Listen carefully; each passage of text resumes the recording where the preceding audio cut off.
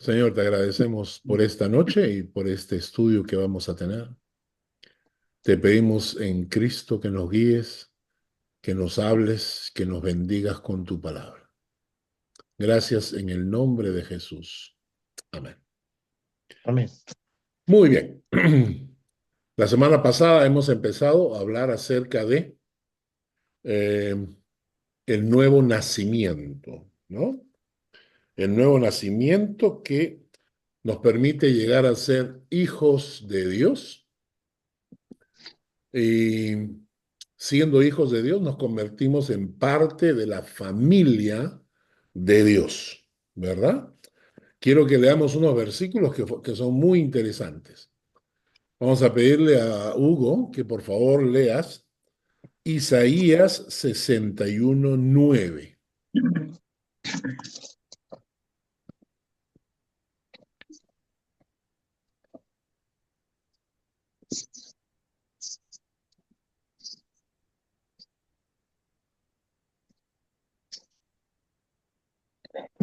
Traía 61:9. Vamos a sacar. Y la descendencia de ellos será conocida entre las naciones, y sus renuevos en medio de los pueblos. Todos los que los vieren reconocerán que son linaje bendito de Jehová. Esa palabra linaje que aparece acá significa descendencia, significa familia, ¿no? En algunos casos se puede traducir como nación, ¿no? Entonces el término linaje, familia, parientes, género, ¿no? En realidad está diciendo que la descendencia de ellos será reconocida entre las naciones, sus renuevos en medio de los pueblos, todos los que lo vieren reconocerán que son familia bendita de Jehová, que son descendientes benditos de Jehová. Isaías 65, versículo 23. Mario, por favor. Isaías 65, 23. 20. ¿Sale la voz? Sí, Hola. sí. Sí. No trabajarán en vano, ni darán a luz para maldición, porque son linaje de los benditos de Jehová y sus descendientes con ellos. Otra vez se repite, linaje de los benditos de Jehová, familia de los benditos de Jehová, parientes, descendientes de los benditos de Jehová. Hechos de los apóstoles, Carlitos, Hechos capítulo 17, versículo 28 y al 31. No, 28 al 29. Al 29 nomás. Sí.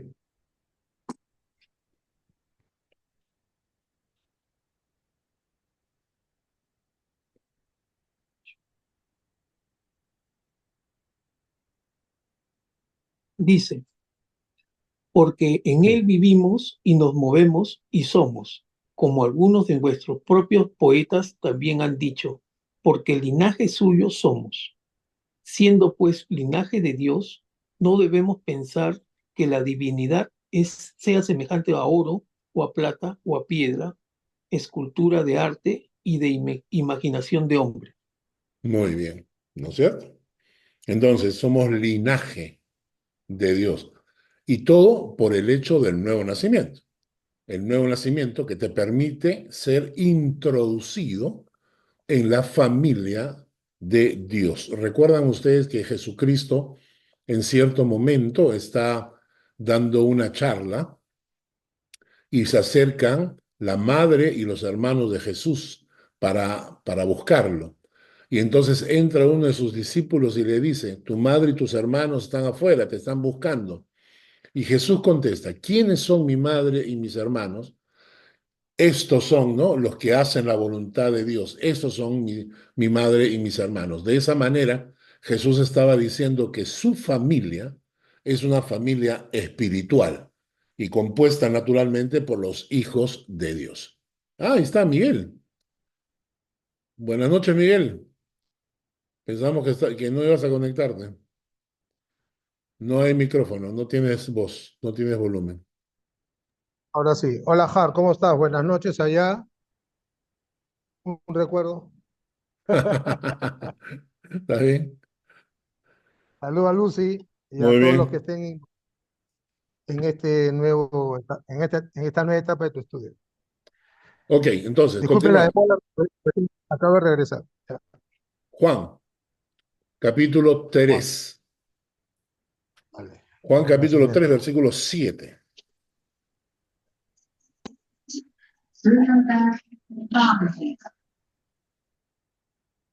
Juan 3, 7.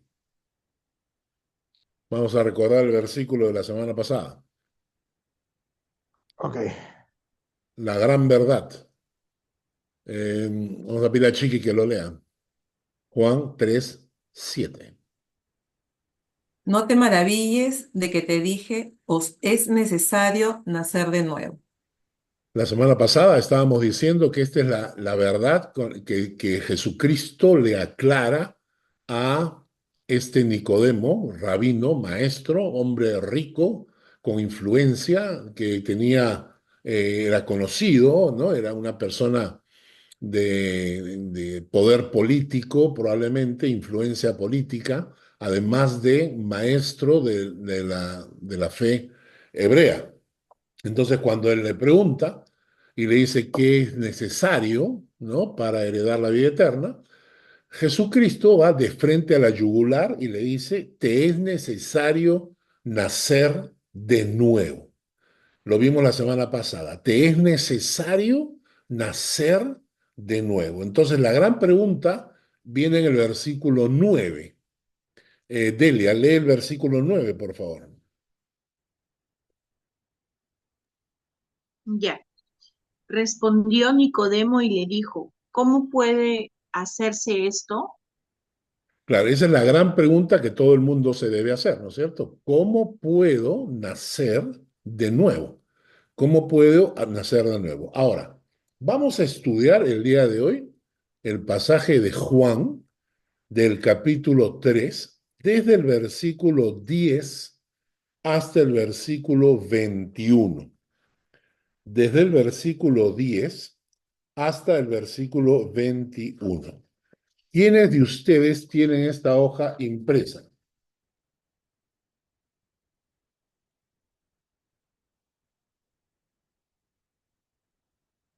¿Quién la tiene? No la tienen. ¿Ah? Nuevamente, nuevamente la muestra, pastor, que no La que alcanzamos a mandé ver. por. Me olvidé Ah, de ok. imprimir. ¿Ya? ¿Lo encontraron? Bueno, les va a ser un poquito difícil seguir la dilación del pensamiento, porque por eso les pedí que imprimieran la hoja. Ahora, del versículo 10, agarren su Biblia, tomen nota de lo que voy a dictar. Del versículo 10 hasta el versículo 21, tiene 5 partes. O sea, todo este texto, desde el versículo 10 hasta el versículo 21, tiene 5 partes. ¿Ya? Los que tengan su teléfono pueden ver en el WhatsApp el archivo que mandé. Y en esta porción, lo que Jesús va a hacer es aclararle a Nicodemo el concepto del nuevo nacimiento. Entonces vamos a estudiar las 5 partes y luego vamos a tocar una por una. Empezamos con el versículo 10 al 12. 10 al 12. Ivonne, léelo por favor. Del versículo 10 al 12. Parte número 1. ¿De la Biblia o de la hoja? Yo saqué la hoja.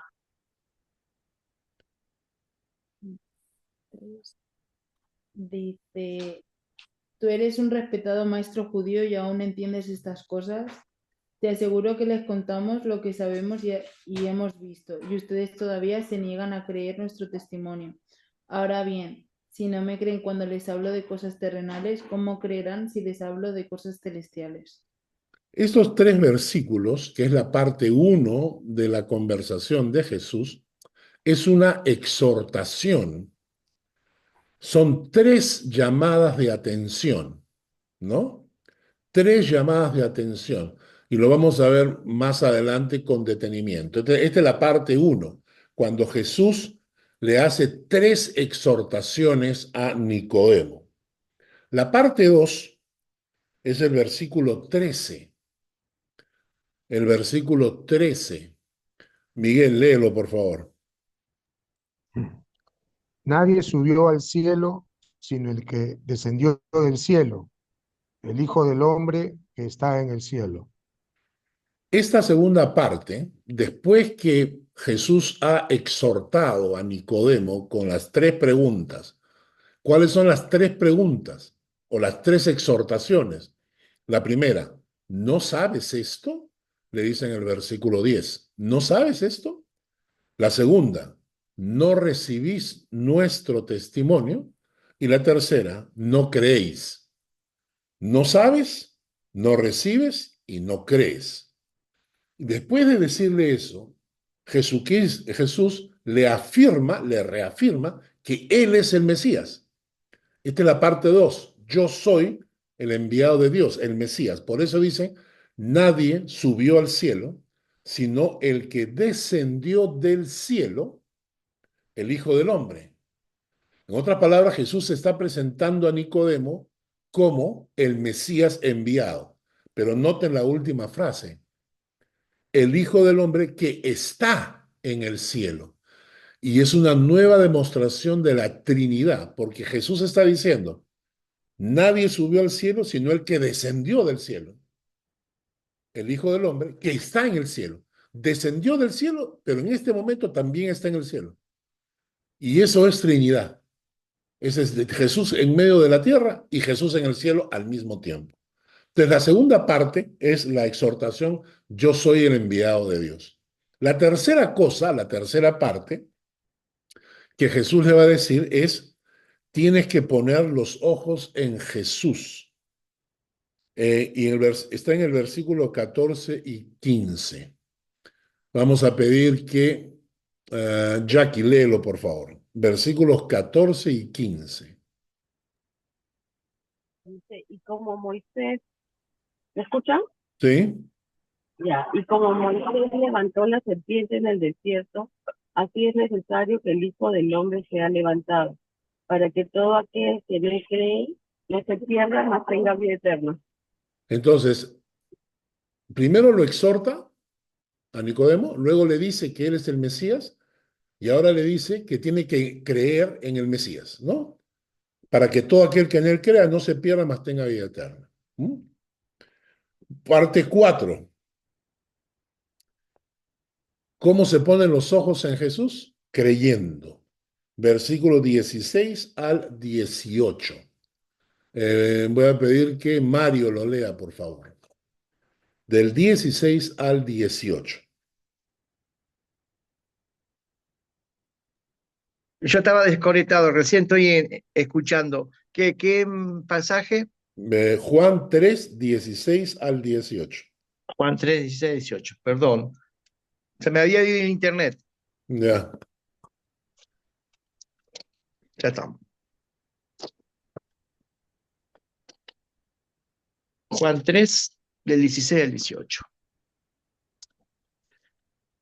Porque de tal manera amó Dios al mundo que ha dado a su Hijo unigénico, para que todo aquel que en él cree no se pierda más, tenga vida eterna. Porque no envió Dios a su Hijo al mundo para condenar al mundo, sino para que el mundo sea salvo por él. El que en él cree no es condenado, pero el que no cree ya ha sido condenado, porque no ha creído en el nombre del unigénico Hijo de Dios. Muy bien. Entonces, Perdón. recordemos lo que está ocurriendo. Jesús está hablando con Nicodemo sobre el nuevo nacimiento. Ese es el contexto. Primero lo exhorta, después le dice que él es el Mesías, después le dice que tiene que poner sus ojos en Jesús, y ahora en esta porción le dice, la clave está en creer. A la hora de creer, se va a producir el milagro del nuevo nacimiento. Y miren las veces que se repite el término creer. Está en el versículo 16, aquel que en él cree. Y en el versículo 18, el que en él cree no es condenado, pero el que no cree ya ha sido condenado porque no ha creído. Entonces la clave para el nuevo nacimiento es creer. Por último, la quinta parte habla de la condenación para los que no creen. En versículos 19 al 21. 19 al 21. Voy a pedir a Fiorella que lo lea. 19 al 21. Ujú. Sí, un segundo.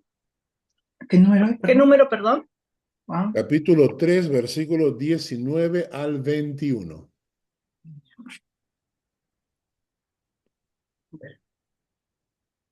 Y esta es la condenación, que la luz vino al mundo y los hombres amaron más las tinieblas que la luz, porque sus obras eran malas. Porque todo aquel que hace lo malo aborrece la luz y no viene a la luz para que sus obras no sean reprendidas.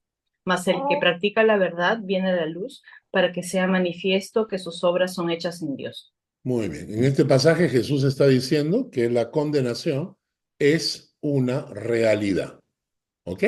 Así que vamos a estudiar las 5 partes de esta porción de la Biblia. Vamos a empezar con la parte número 1. La parte número 1 son los versículos 10 al 12, donde Jesús le hace 3 exhortaciones a Nicodemo, que está buscando la verdad, que es judío, que es maestro también, ¿ah? Y sin embargo le dice, versículo 10, respondiendo Jesús le dijo, ¿eres tú maestro de Israel y no sabes esto? O en otras palabras, ¿cómo puedes ser maestro de la fe y no saber algo tan importante? ¿Eh? Y la realidad de muchos teólogos o religiosos que teniendo la información bíblica adelante, nunca descubren la verdad de Dios. Es como tener un velo sobre los ojos. Acá en Suiza tenemos una ciudad, un pueblo llamado Burgdorf. En Burgdorf hay un señor que se hace llamar pastor y que tuvimos una oportunidad de conversar hace unos años atrás porque un amigo común estaba buscando la posibilidad de que trabajáramos juntos. Es un hombre que ha estudiado teología, pertenece a la iglesia luterana, tiene muchos años de experiencia, se supone que tiene muchos años estudiando la Biblia, ¿no? Y cuando nos reunimos con él un día para conversar, para ver la posibilidad de trabajar juntos, yo le dije, yo estoy dispuesto a trabajar con cualquiera. En realidad, para mí lo único importante es tener la base bíblica, que sea la más básica, la más elemental, que sea la correcta. Y encima de eso, yo estoy dispuesto a trabajar con personas que piensen diferente a mí. O sea, para mí lo importante es la doctrina básica, ¿no? Que Jesucristo es Dios, la Trinidad, la salvación, la redención, esos temas básicos. Y después, ¿me entiendes? Hay cosas que son secundarias, ¿no? Estuve en una iglesia hace poco donde las mujeres se sientan a la derecha y los hombres a la izquierda, en el año 2024. O sea, imagínense, eso es un poquito para mí, pues, de hace como un siglo, pero yo no tendría problema, o sea, es decir, son cosas secundarias, cosas que no. Hay iglesias donde los pastores usan corbata y terno a la hora de predicar y yo no lo uso, por ejemplo. Entonces, esas son cosas secundarias. Pero la doctrina básica, esa tiene que ser respetada.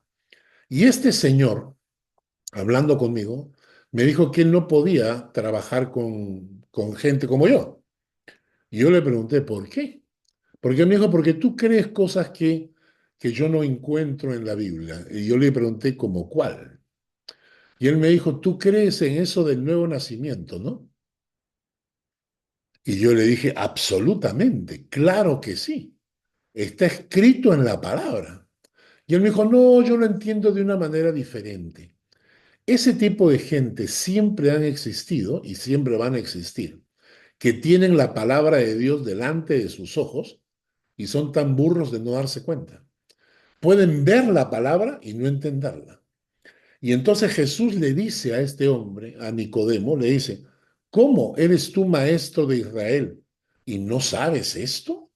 ¿No sabes que hay que nacer de nuevo? ¿No lo has visto en la escritura? ¿No? Esa fue la primera exhortación que le hace Jesús a Nicodemo. La segunda está en el versículo 11. Le dice, de cierto te digo, que lo que sabemos hablamos y lo que hemos visto testificamos y no recibís nuestro testimonio. O sea, la actitud de esta gente es que no solamente tiene la verdad delante y no la reconoce, sino que cuando le predicas la verdad no la quieren recibir. No es una cuestión de fe, es una cuestión de negación terca. No quieren reconocer que lo que le estamos diciendo es la verdad. Es una mente cerrada. No tiene la posibilidad de aceptar la opinión porque ellos psicológicamente, mentalmente, emocionalmente están bloqueados, ¿no? Entonces, la segunda exhortación que le hace Jesús a Nicodemo es, no quieren recibir nuestro testimonio, ¿no? Y la tercera exhortación que le hace está en el versículo 12. Si os he dicho cosas terrenales y no creéis, ¿cómo creeréis si os dijere las celestiales?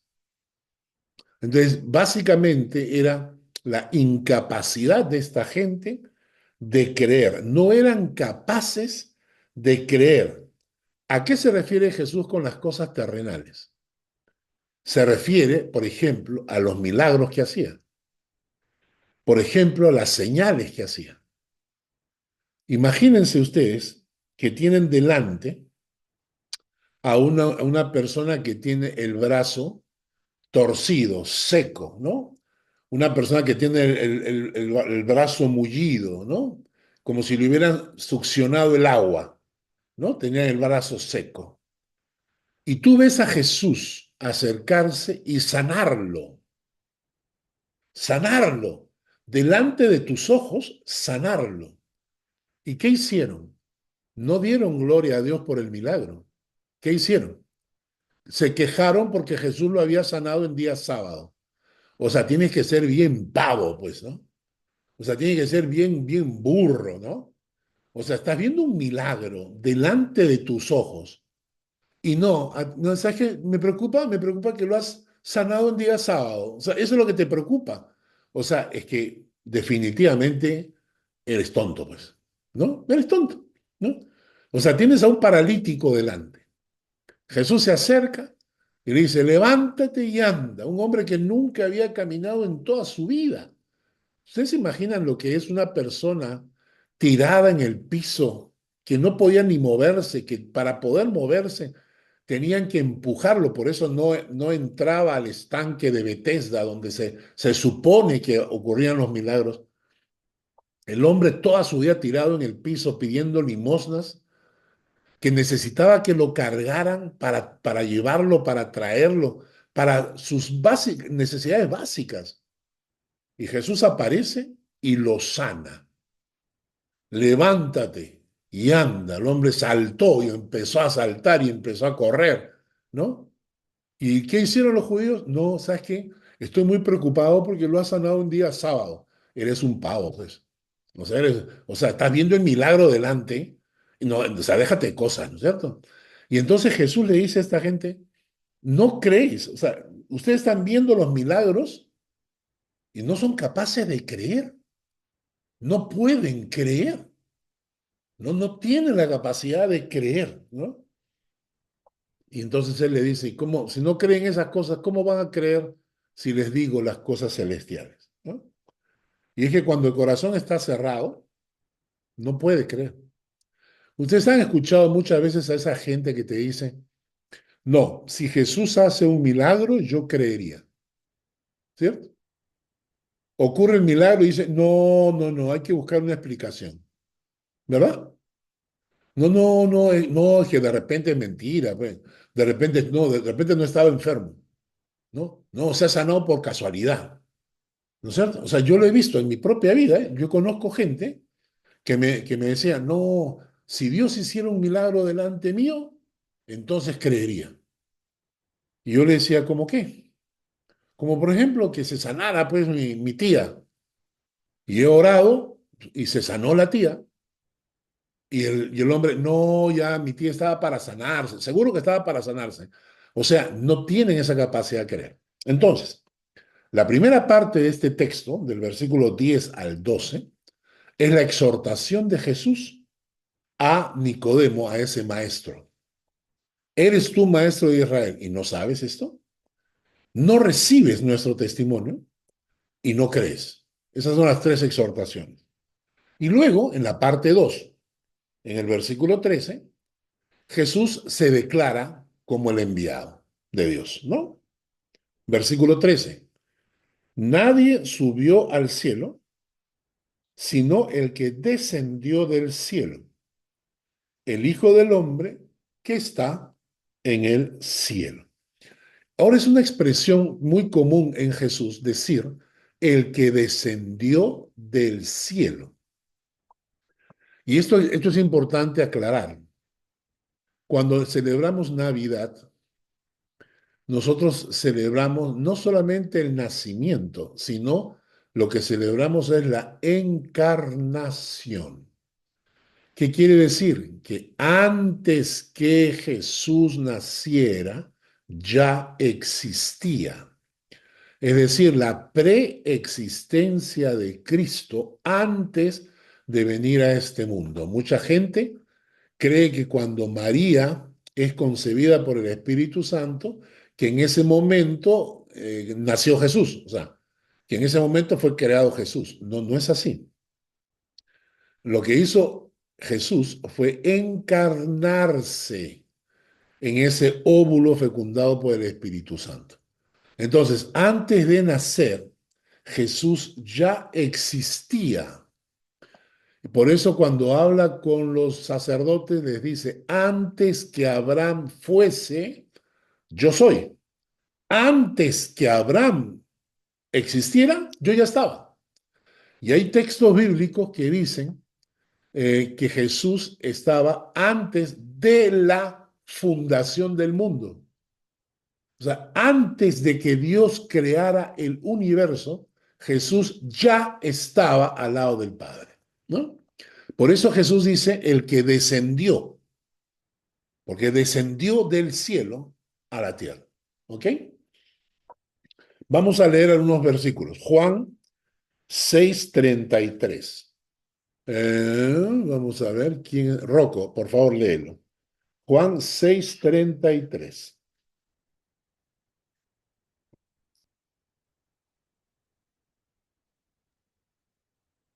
Porque el pan de Dios es aquel que descendió del cielo y da vida al mundo. Porque el pan de Dios, qué bonito nombre, qué bonito título que se autonombra Jesús, ¿no? El pan de Dios, dice, Jesús es el pan de Dios, que es aquel que descendió del cielo y da vida al mundo. Juan capítulo 6, versículo 38. Rocco, tú también. Juan 6:38. Porque he descendido del cielo no para hacer mi voluntad, sino la voluntad del que me envió. Porque he descendido del cielo, no para hacer mi voluntad, sino la voluntad del que me envió. ¿Mm? Y el versículo 41 al 42. Rocco, tú también. 41 y 42. Murmuraban entonces de él los judíos, porque había dicho, yo soy el pan que descendió del cielo. Y decían, ¿no es este Jesús, el hijo de José, cuyo padre y madre nosotros conocemos? ¿Cómo, pues, dice este, del cielo he descendido? Ahora, esta porción es muy interesante, ¿no? Porque hacemos la pregunta, ¿dónde estaba Jesús antes? Antes de descender, antes de encarnarse, ¿dónde estaba? Sí, Hugo, Arriba, ¿no es en cierto? una parte superior. En Y el que algún lado. desciende, Estaba en otra claro, dimensión, ¿no? Es una dimensión de la cual Él desciende, ¿no es cierto? Y es interesante porque en otra porción de la Escritura, Jesús le dice a sus discípulos, regreso a mi Padre, donde yo estaba antes de venir, ¿no? Regreso a mi Padre, donde yo estaba antes de vivir. Y yo he contado esta historia en la iglesia varias veces. Cuando llegué a Suiza, una señora suiza estaba con cáncer. Teníamos estudios bíblicos con ella y ella, su cáncer cada vez estaba más avanzado. La hija de ella me llamó una vez y me dijo, Carlos, por favor, ven, habla con mi suegra, era su suegra, perdón, era su suegra, dice, ven, por favor, habla con mi suegra porque mi suegra sabe que le queda poco tiempo para morir y está muy nerviosa, está muy angustiada, ¿no? Y entonces yo fui a verla y leí estos pasajes y le dije, mira, mira lo que dice acá. Nadie subió al cielo sino el que descendió del cielo. El pan de Dios es aquel que descendió del cielo. He descendido del cielo no para hacer mi voluntad, sino la voluntad del que me envió. Y luego le dice a sus discípulos, regreso a mi Padre, donde estaba antes de venir. Entonces yo le pregunté a ella y le dije, pregunta número uno, ¿estaría mintiendo Jesús? ¿Estaba engañándolos a los discípulos? Le pregunté a ella, ¿tú crees que Jesús, el hombre que ha transformado el mundo, en ese momento les estaba engañando a los discípulos? Ella me dijo, no, absolutamente no. Y entonces le dije, si él dijo que descendió y que vuelve a su Padre, quiere decir que hay un lugar después de la muerte donde estaba Jesús, de donde vino y a donde volvió. Y ella me dijo, ¿es verdad? Y yo le pregunté, ¿eres tú hija de Dios? Y ella me dijo, sí. Y entonces le dije, ¿qué va a pasar cuando mueras? Me contestó, me voy donde mi Padre. Y comenzó a sonreír. Y entonces oramos con ella y me fui. Y luego la nuera me contó y me dijo, tú no sabes, Carlos, cómo cambió. Su rostro se iluminó. Llamó a sus nietos, llamó a sus hijos, llamó a sus parientes, a todo el mundo, y se despidió con una sonrisa. Y agarró y le dijo, bueno, me voy a donde mi padre. Ahí donde Jesús estaba antes de venir y donde regresó, ahora me voy para allá. ¿No es cierto? Y entonces se despidió de sus nietos, cerró sus ojos y partió. El día martes estuvimos por vía Zoom, perdón, por vía de YouTube, online. Estuvimos en el velorio de un amigo mío llamado Alberto Cuba. Falleció de cáncer hace más o menos un mes. Y le estaban haciendo no es un funeral, ¿no? Porque ya ha pasado un mes, ya lo habían incinerado. Entonces estaba como un reconocimiento de vida. Y yo recuerdo haber hablado con él una semana antes o una semana y media. Y me llamó por teléfono. Y entonces le contesto, Albertito, ¿cómo estás? Y él agarró y me dijo, Carlitos, literalmente, me dijo, Carlitos, listo, listo para partir. Yo me quedé asombrado. Yo me quedé asombrado. Le dije, ¿cómo? Sí, estoy listo para partir. Listo. Ya sé que mi tiempo se acabó. Así que, y me comenzó a dar instrucciones. Me comenzó a decir, mira, quiero que tú prediques sobre este tema y que pasen el video y para que mi familia lo escuche, quiero que les digas esto, quiero que se canten tales canciones. Me dio toda la descripción. Él preparó su funeral, él. Y yo decía, Dios mío, o sea, qué tal paz en su corazón al saber que iba a volver donde estaba su padre. Y recuerdo en una de las últimas conversaciones, cuando me dijo, estoy listo para partir, yo le dije, Albertito, nos volveremos a ver, hermano, nos volveremos a ver. Y cuando yo me muera, quiero que seas tú uno de los que me vengan a recoger, ¿ya? Por favor, te pides permiso, ¿no? De tu chamba en el cielo y te vienes y nos encontramos. Y eso es maravilloso. Y eso es por eso Jesús le está diciendo a Nicodemo, le está diciendo, yo soy el que descendió del cielo. Yo soy el que descendió del cielo. Eso nos da a nosotros una exhortación, porque significa que todos deberíamos vivir con perspectiva de eternidad, ¿no es cierto? Es decir, la Biblia dice, en Eclesiastés dice que debemos disfrutar del fruto de nuestro trabajo, pero claro que sí, ¿no es cierto? Yo no soy de esos que hay que estar ahorrando todo para, no vaya a ser que en el futuro, no, hay que ahorrar con responsabilidad, hay que pagar las cuentas, pero date tus gustos, ¿no es cierto? Disfruta de la vida, cómete un buen sándwich, cómete un buen filete para los que viven fuera de Suiza, comen carne, aquí no podemos porque es demasiado cara. Pero comas un buen filete, aprovecha, ¿no es cierto? Pilar, aprovecha, come mucha carne antes que vengas, ¿no? Porque aquí es carísimo. Entonces, disfruten de la vida, ¿no es cierto? Pero siempre con perspectiva de eternidad. Es decir, yo quiero disfrutar de la vida, quiero tomarme un buen vino, quiero viajar para ver la aurora boreal, hay lugares que quiero conocer antes de morirme, yo sé, pero también vivo con perspectiva de eternidad.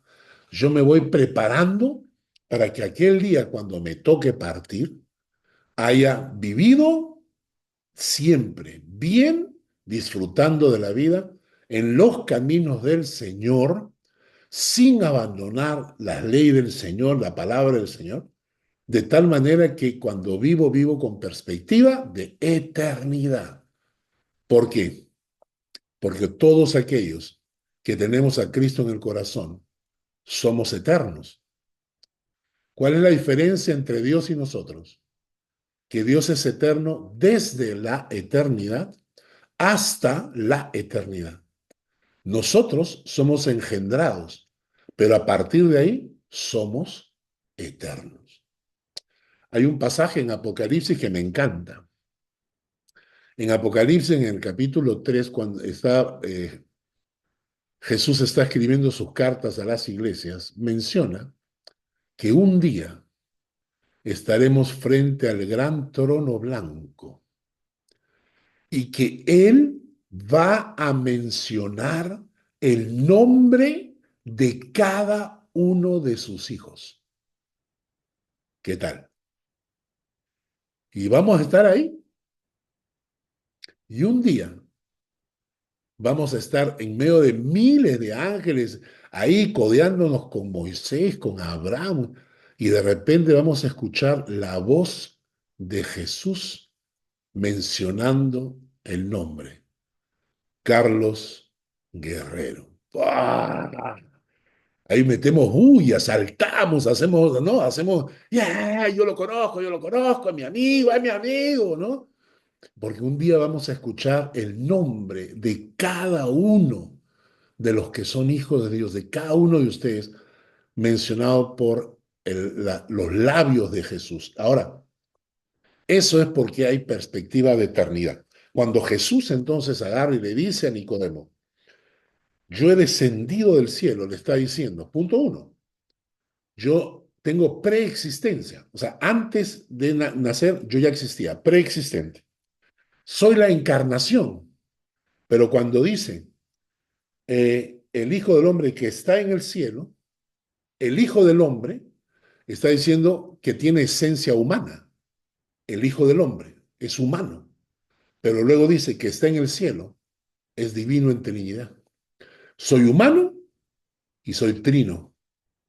Estoy en esta tierra en un cuerpo de hombre, pero al mismo tiempo mi espíritu está en el cielo con el Padre. Entonces, yo soy el enviado de Dios, ¿no? Yo soy el Mesías. Y eso era importante para demostrarle a Nicodemo que estaba frente no a un simple maestro. Recuerdan que Nicodemo lo ha saludado diciendo, maestro, nosotros sabemos que has venido de Dios porque nadie puede hacer las cosas que tú haces si no está Dios con él. Pero la introducción, maestro. Entonces Jesús está demostrándole que él no solamente es maestro, sino que es Mesías. ¿Ok? Tercera parte. Esta es una parte muy interesante. Hay que poner los ojos en Jesús. ¿Cómo había que mirar a la serpiente en el desierto? Vamos al versículo 14. Dice, y como Moisés levantó la serpiente en el desierto, así es necesario que el Hijo del Hombre sea levantado para que todo aquel que en él cree no se pierda, mas tenga vida eterna.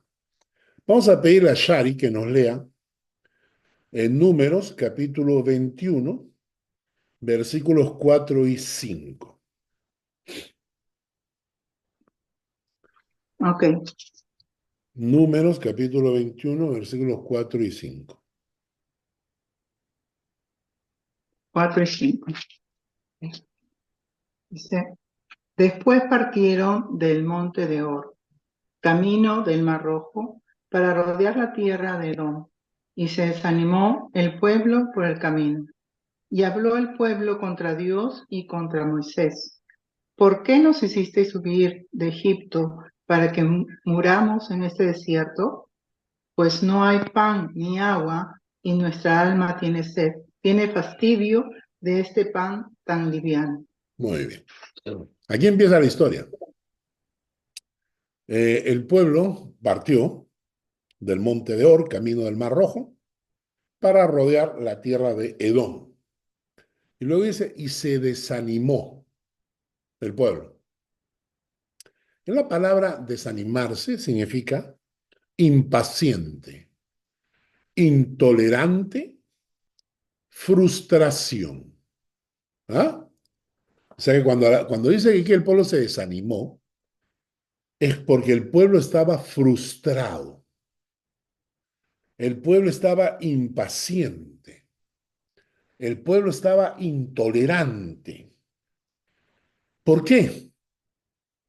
Dice el texto que el pueblo habló contra Moisés y contra Dios. O sea, comenzaron a murmurar contra Moisés y contra Dios, diciendo, ¿por qué nos hiciste subir de Egipto para que muramos en este desierto?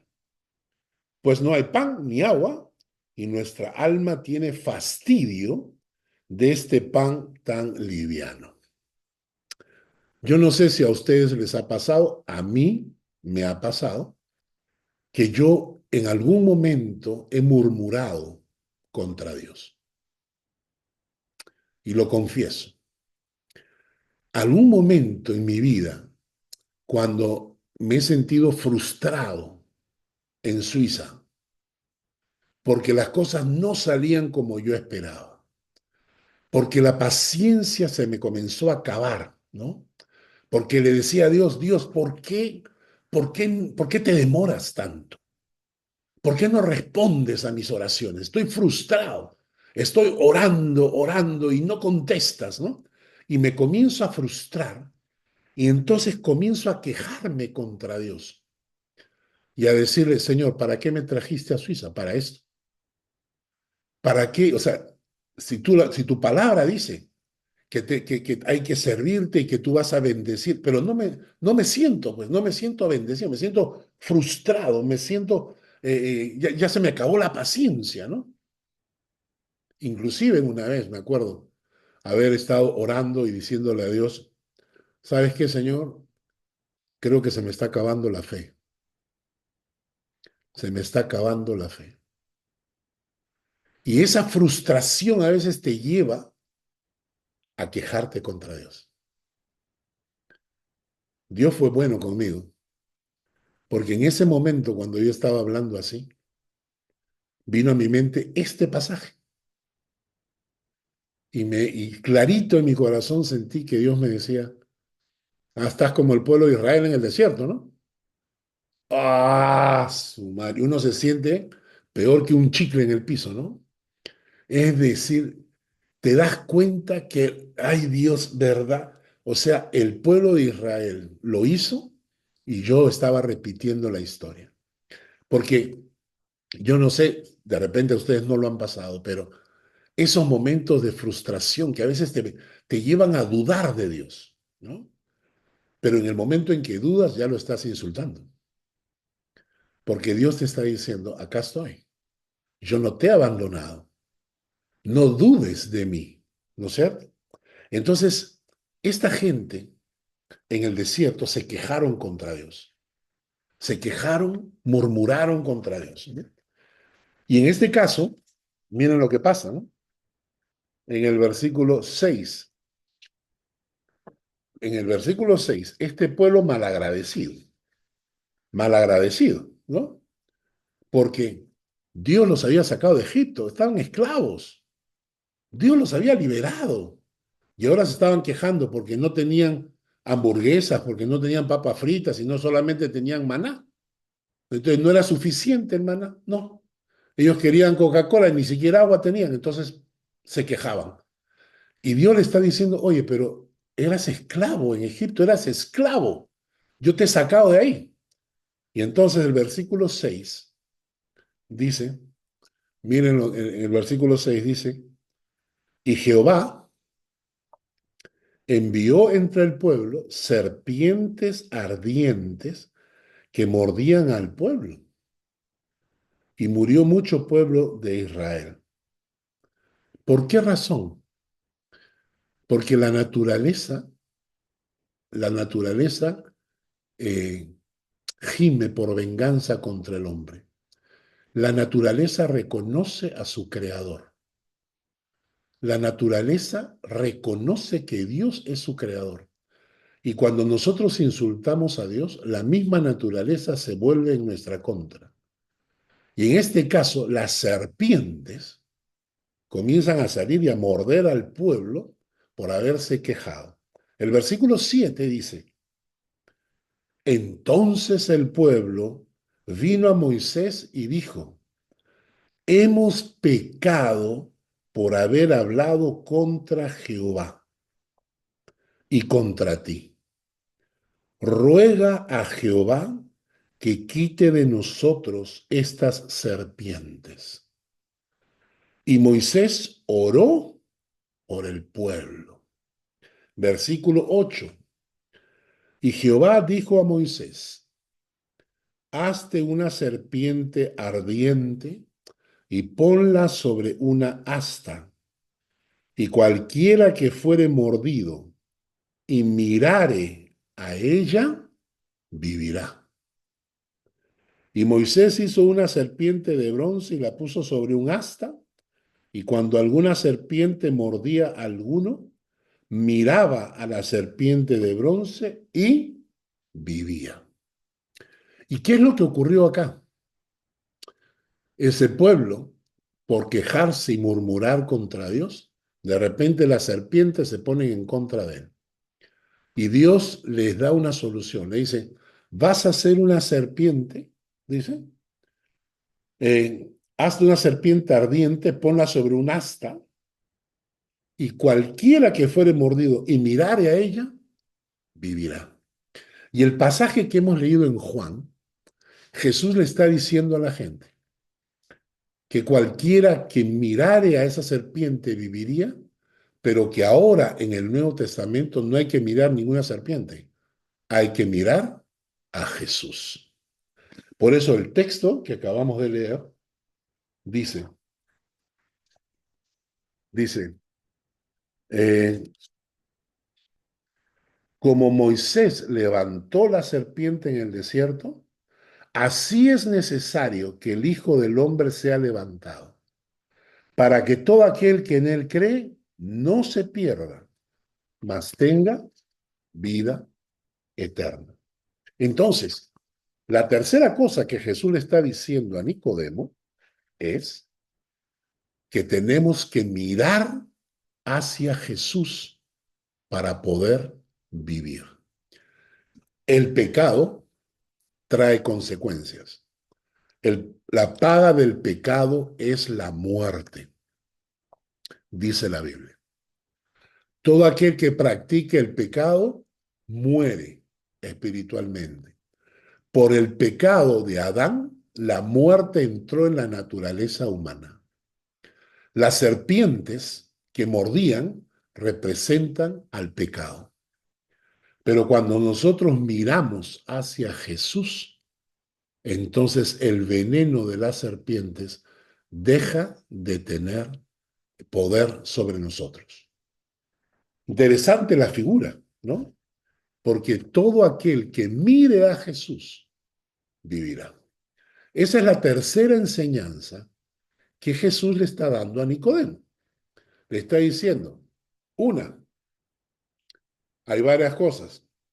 Ustedes no creen en mí, ¿cómo es posible que no sepan esto, no reciben mi testimonio? Pero Nicodemo, yo soy el que descendió del cielo, yo soy el Mesías. Y todo aquel que mire al Mesías, todo el que ponga sus ojos en Jesús, ese vivirá. Hasta ahora esa es la lógica del pensamiento en la conversación de Jesús con Nicodemo. ¿Ok? Ahora vamos a la parte número 4, que es la parte más interesante, que se llama la operación rescate. Ah, no. Pastor Hart, Sí, te puedo hacer una interrupción, solo sí. para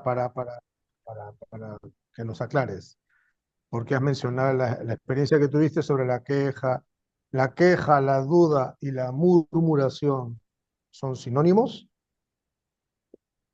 La queja, la duda y la murmuración no son sinónimos, Sí, claro que no.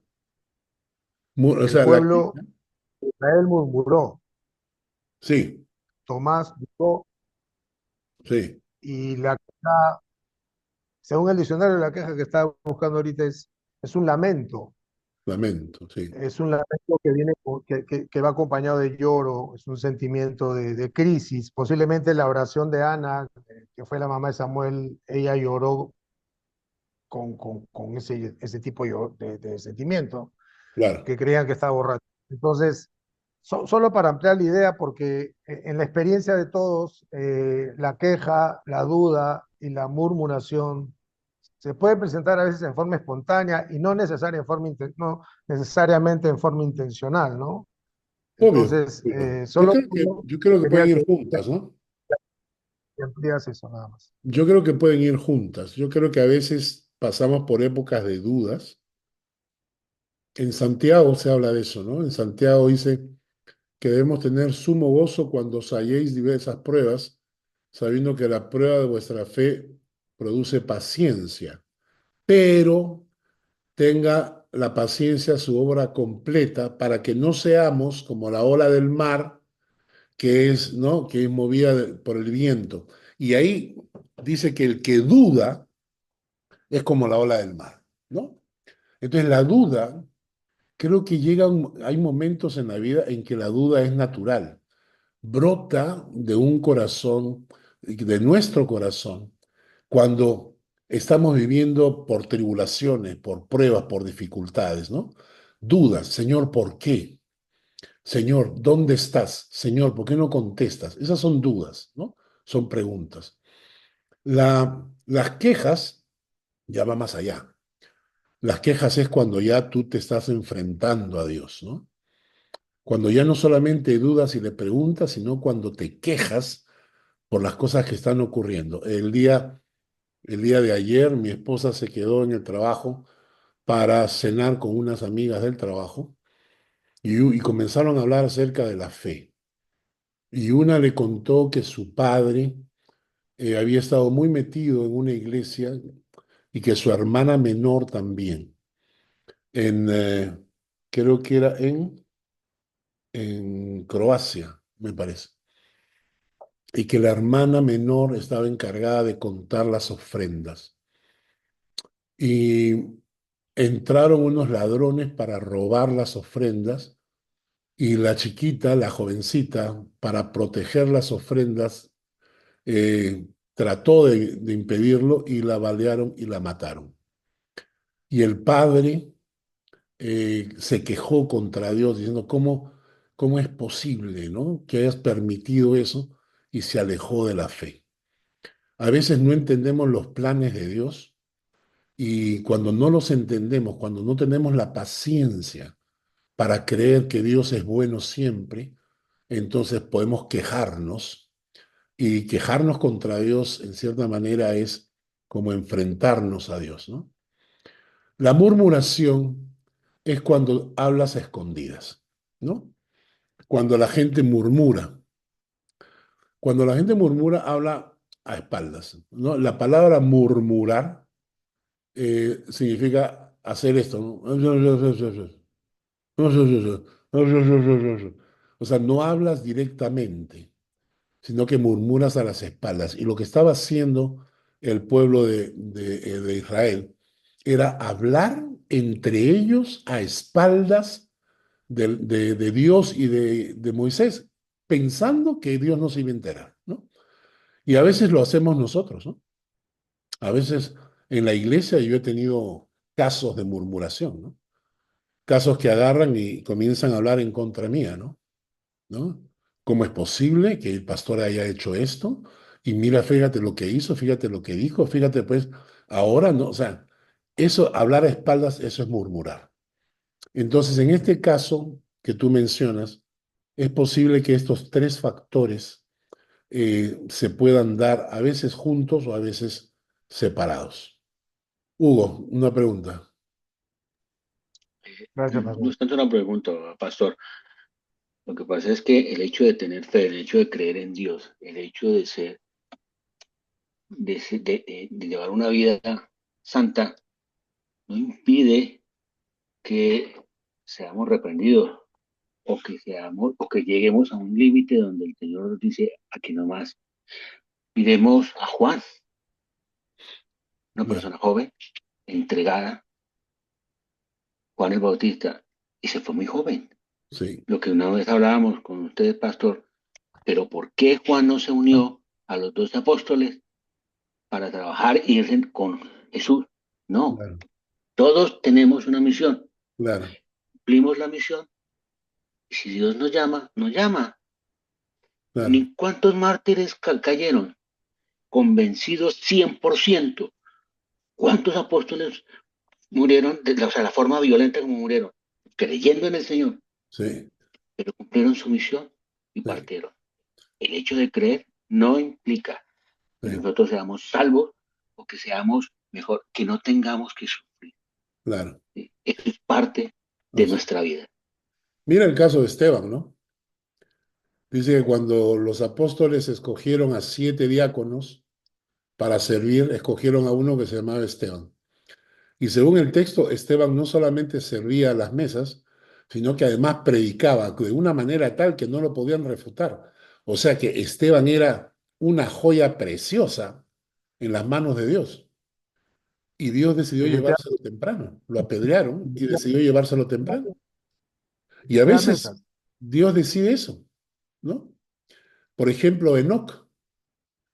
En el Antiguo Testamento dice, Enoc caminó con Dios y se lo llevó chibolo. 300 años nomás tenía, ¿no? 300 añitos tenía el pobre. El resto, los tíos estaban en 800, 900, Matusalén 900, y él tenía 300 añitos nomás. Y Dios dice que caminó no con Dios y se lo llevó. A veces, Dios quiere tenerte a su lado temprano. Y aquí la pregunta es esta, ¿no? A veces Dios quiere tenerte temprano a su lado y a veces Dios quiere que te quedes acá. Y ese quedarse acá puede ser que implique sufrir.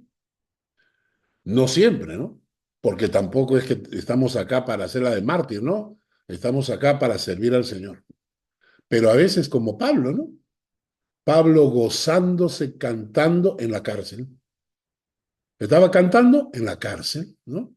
Y al pobre Pablo, cuando él menciona que lo apedrearon, naufragó, pasó hambre, ¿no? Y esa es la fe que te permite sostenerte en medio de la adversidad. Estamos tan acostumbrados a la fe light, a la fe simplona, que es la fe que predican hoy en día en muchas iglesias, ¿no? Ven a Cristo y te sanará de todos tus defectos, todas tus enfermedades. Ven a Cristo y Dios te va a hacer millonario. Ven, o sea, qué fácil, pues. O sea, si el truco es así, ¿no? Esas campañas de, ¿no? Ven para que veas el poder de Dios descender del cielo. ¡Asu! ¿Y qué hago? Nada, voy adelante, tiemblo un poquito, me caigo al piso, ya tengo el poder de Dios encima. Eso no es así. Eso no es así. Entonces, por esa razón es que la iglesia hoy en día está tan caída menos. Antes la iglesia era respetada, ahora la gente se burla de la iglesia, se burlan de los cristianos. Entonces, a veces nos toca enfrentar adversidad. Lo importante es que en medio de esa adversidad, cada vez cuando te sientas frustrado, cuando te sientas sin fuerzas, cuando te sientas agobiado, recuerda que no murmures, no te quejes, no dudes, dale gracias a Dios. Dile al Señor, creo que en medio de todo tú te vas a glorificar. ¿Ok? Bueno, ahí nos quedamos por el día de hoy. ¿Alguna pregunta?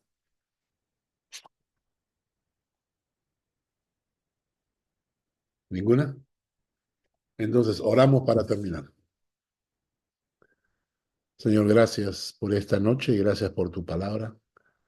Pedimos bendiga la enseñanza en nuestros corazones, en el nombre de Jesús. Amén. Hasta la próxima semana. Amén. Cuídense. Hasta luego. Gracias. Gracias. Hola, Miguel. Hola, Gracias. chicos.